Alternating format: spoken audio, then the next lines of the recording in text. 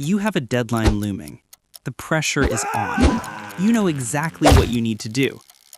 But instead of starting, you're organizing your desktop.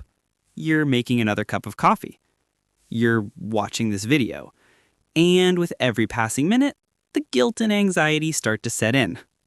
We've all been taught that procrastination is the #1 enemy of success, a failure of discipline, a character flaw. But what if that's a lie? What if that urge to delay isn't a failure, but a feature? What if I told you that many of the world's most successful and creative people don't just procrastinate, they rely on it? In this video, we are going to destroy the myth that all procrastination is bad. You are going to learn the critical psychological difference between passive procrastination, the kind that paralyzes you with fear and leads to failure, and active procrastination, the strategic tool that high achievers use to incubate ideas, make better decisions, and produce more creative work. By the end of this video, you won't just feel less guilty, you'll have a clear framework to understand why you procrastinate and how to turn it into your most powerful productivity tool. First, let's be clear. The kind of procrastination that makes you feel awful is real. This is passive procrastination. Psychologists define this as a pure, fear-based avoidance. You're not delaying for a reason, you're delaying because you're afraid. Afraid of failing. Afraid the task is too big. Afraid it won't be perfect. This is a self-destructive loop. You avoid the task, which makes you feel guilty and anxious, which lowers your self-esteem, making you less capable of starting. This is not what high achievers do. This is the kind of procrastination we want to eliminate. Now let's talk about the other kind. In 2005, researchers published a study on 2 types of procrastinators.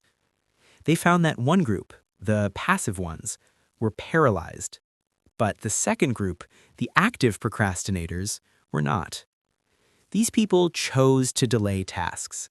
They reported that they preferred to work under pressure, and they used that last-minute time crunch to produce their best, most focused work. And guess what? They had high self-esteem, strong coping skills, and academic performance just as good as those who started right away. So what's going on here? It's not about being lazy. It's about incubation. When you first receive a complex task, like writing a strategy or developing a creative idea, your brain is in focused mode. But your best ideas don't come from this mode. They come from the diffuse mode, the subconscious part of your brain that works in the background connecting scattered ideas. Strategic procrastination is the art of intentionally stepping away from a problem to let your diffuse mode work its magic. Here's how this works in practice. A high achiever doesn't procrastinate by binge-watching TV. That just numbs the brain. Instead, they procrastinate by doing other useful, low-effort tasks. They'll answer emails, they'll clean their workspace, they'll go for a walk. While their hands are busy with a simple task, their subconscious mind is wrestling with the big problem. This is why your best ideas always hit you in the shower. You're not trying to solve the problem, you're relaxed, distracted, and your diffuse mode finally has a chance to speak up. Adam Grant, an organizational psychologist at Wharton, even did research on this. He found that people who procrastinated moderately were rated as significantly more creative than those who started a task immediately. Why? The immediate starters just implemented their first idea. The procrastinators gave their minds time to reject the obvious and find something truly original. So, how do you know if you're being strategically brilliant or just plain lazy? Here is your framework. Ask yourself these 3 questions. Question 1, what is the task? Is this a shallow task, like data entry or answering an email, or a deep task, like writing, strategy, or creative problem solving? The rule is never procrastinate on shallow tasks. They take more mental energy to remember than to just do. Get them done. The rule is only use procrastination for deep tasks that require creativity and nonlinear thinking. Question 2, what is the feeling? When you think about the task, do you feel overwhelming dread and a sense of, I can't? That's fear. That's passive procrastination. Or do you feel a sense of, I've got this, but I'm just not ready to start yet?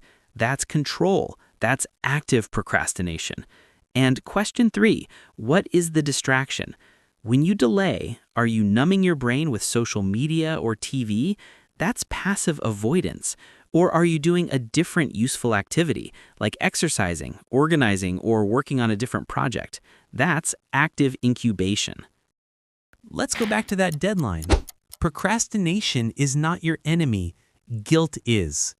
The difference between a high achiever and a chronic underperformer isn't that one never procrastinates.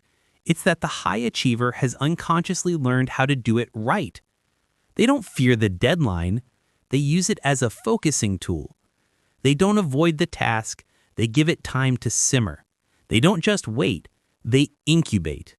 So the next time you have a big project and you feel that urge to delay, don't feel guilty. Ask yourself, am I running from this out of fear? Or am I strategically letting my subconscious mind do the heavy lifting? You might just be giving your best ideas the time they need to be born. If this idea changed how you think about procrastination, let me know in the comments. What's a simple task you do to let your brain incubate? Thanks for watching.